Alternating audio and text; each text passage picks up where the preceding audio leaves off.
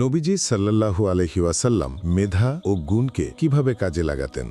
হুনাইনের যুদ্ধ শেষ করে মুসলিম বাহিনী মদিনার অভিমুখে যাচ্ছিলেন। পথিমধ্যে সালাতের সময় হলে সকলে সালাতের প্রস্তুতি নিচ্ছিলেন। মুসলিম বাহিনীর একজন সাহাবী আজান দিতে শুরু করলেন। দুর্গম মরুভূমির প্রান্তরে যখন আজানের মধুর ধ্বনিতে প্রকম্পিত হতে লাগল, তখন ঠিক কোন দিক থেকে যেন আরেকটা আওয়াজ ভেসে আসতে লাগল।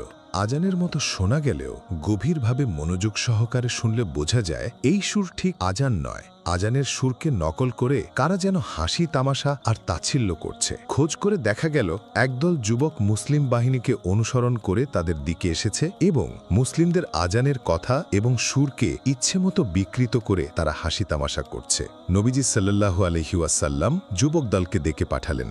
মুসলিম বাহিনীর সেনাপতি যখন সাধারণ কিছু যুবককে ডেকে পাঠিয়েছেন, ব্যাপারটা রীতিমতো ভয়ের। তাছাড়া যুবক দল যে অপরাধ করেছিল এতে তারা কিছুটা ভীত সন্ত্রস্ত হয়ে পড়েছিল। যুবক দলটি নবীজি সাল্লাল্লাহু আলাইহি ওয়াসাল্লামের কাছে আসতেই তিনি মুচকি হাসলেন। নবীজি কোমল গলায় তাদের উদ্দেশ্য করে বললেন, শুনলাম তোমরা আমাদের আজানের শব্দকে নকল করছিলে। তোমরা কি আমাকে আরেকবার তোমাদের সুরটা শোনাতে পারো? মুসলিম সেনাপতির মুখে তাদের অপরাধের পুনরাবৃত্তি করবার কথা শুনে পারা চমকে গেল। এই অবস্থাতে তারা কি করবে বুঝতে পারছিল না। কিন্তু মুসলিম বাহিনীর সেনাপতির আদেশ এটি অমান্য করবে এমন দুঃসাহস যুবক দলের ছিল না। তাই অপারগ্য হয়ে যুবক দলের সবাই তাদের সেই আজানের নকল সুর ও ব্যঙ্গ কথাগুলো একে একে নবীজি সাল্লাল্লাহু আলাইহি ওয়াসাল্লামকে শোনাতে লাগল।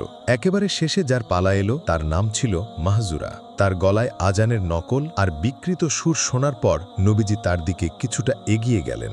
এরপর নবীজি সাল্লাল্লাহু আলাইহি ওয়াসাল্লাম মাহজুরাকে কাছে ডাকলেন। মাহজুরা কাছে আসতেই তিনি বললেন, এখানটায় বসো। মাহজুরা তখন নবীজির সামনে বসে পড়ল। নবীজি পরম মমতায় মাহজুরার কপাল স্পর্শ করে আরশের অধিপতির কাছে 3 বার তার হিদায়াতের জন্য দোয়া করলেন।